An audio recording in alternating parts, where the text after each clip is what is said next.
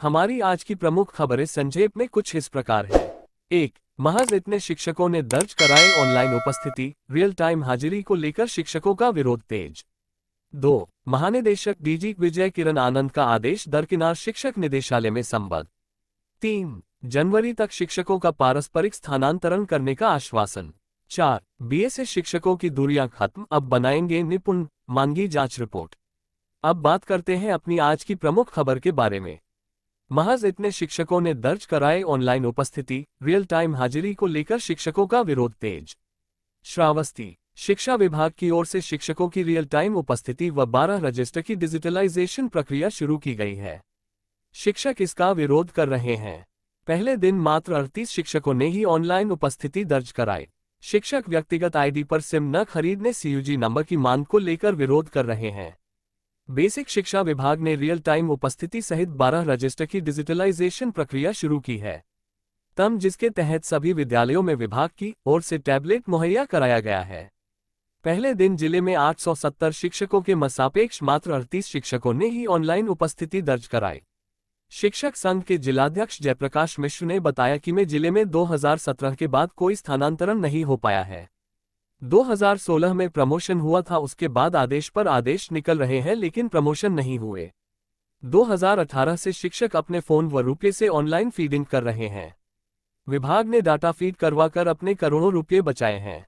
राष्ट्रीय शैक्षिकी महासंघ के जिलाध्यक्ष नीलमणि शुक्ल का कहना है कि जियो फेंसिंग से ऑनलाइन हाजिरी का फरमान तो महानिदेशक ने सुना दिया, लेकिन उन्होंने शिक्षकों की परिस्थितिजन्य समस्याएं जानने की कोशिश नहीं की। जिले में कुछ विद्यालय बाढ़ के समय जलमग्न रहते हैं तो कुछ विद्यालयों तक पहुंचने का मार्ग आज भी दुर्गम है। शिक्षकों का कहना है कि सिम व डाटा के लिए महानिदेशक ने कॉम्पोजिट ग्रांट से सिम भी खरीदने का आदेश दिया है, लेकिन विभाग सीयूजी नंबर देने के बजाय शिक्षकों की व्यक्तिगत आईडी पर सिम खरीदने को कह रहा है, जो स्वीकार्य नहीं है। हमारी आज की दूसरी खबर कुछ इस प्रकार है। महानिदेशक डीजी विजय किरण आनंद का आदेश दरकिनार, शिक्षक निदेशालय में संबद्ध। प्रयागराज। अनियमित रूप से जिला मुख्यालय, मंडल कार्यालयों एवं अन्य कार्यालयों में संबद्ध शिक्षक कार्मिकों की संबद्धता महानिदेशक डीजी विजय किरण आनंद के निर्देश के बावजूद खत्म नहीं की गई। शिक्षा निदेशालय तक में चतुर्थ श्रेणी कर्मचारी एवं शिक्षक संबद्ध बने हुए हैं।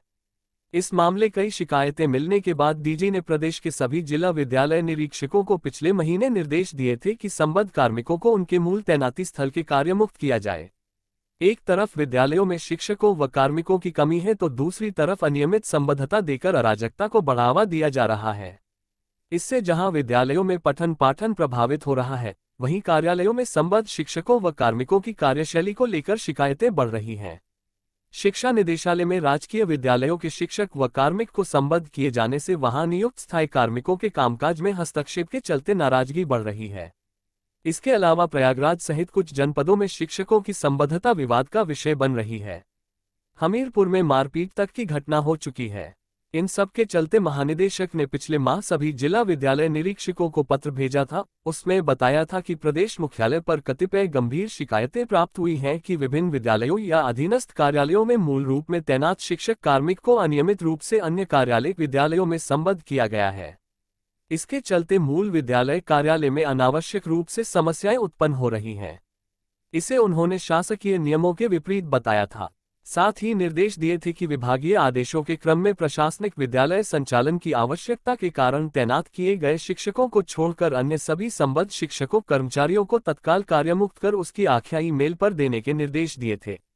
करीब एक महीने बाद भी कई शिक्षक कार्मिक डीआईओएस कार्यालय, अन्य कार्यालय एवं निदेशालय तक में संबद्ध है। आज की तीसरी बड़ी खबर की बात करते हैं।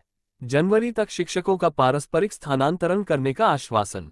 परिषदीय स्कूलों के शिक्षकों के स्थानांतरण व पदोन्नति सहित विभिन्न समस्याओं को लेकर उत्तर प्रदेश बीटीसी शिक्षक संघ का प्रतिनिधि मंडल प्रमुख सचिव बेसिक शिक्षा एम.के. सुंदरम से मिला।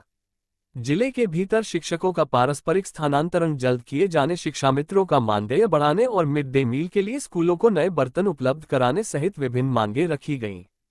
सचिवालय स्थित प्रमुख सचिव बेसिक शिक्षा के कार्यालय कक्ष में हुई बैठक में उप्र बीटीसी शिक्षक संघ के प्रदेश अध्यक्ष अनिल यादव ने कहा कि शिक्षक लंबे समय से अपनी समस्याओं को लेकर परेशान हैं और अधिकारी इसका निराकरण नहीं कर रहे हैं।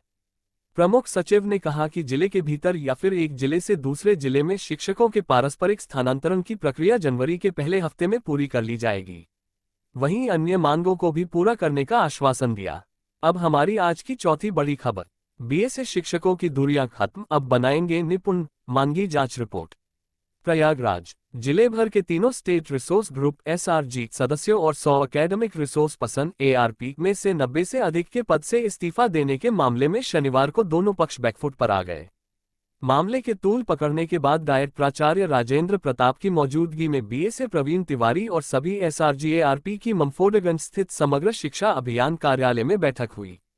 वार्ता के बाद प्राथमिकता का कार्य बाधित न हो इसलिए अफसरों के आश्वासन पर भ्रम की स्थिति समाप्त किए जाने का निर्णय लिया गया।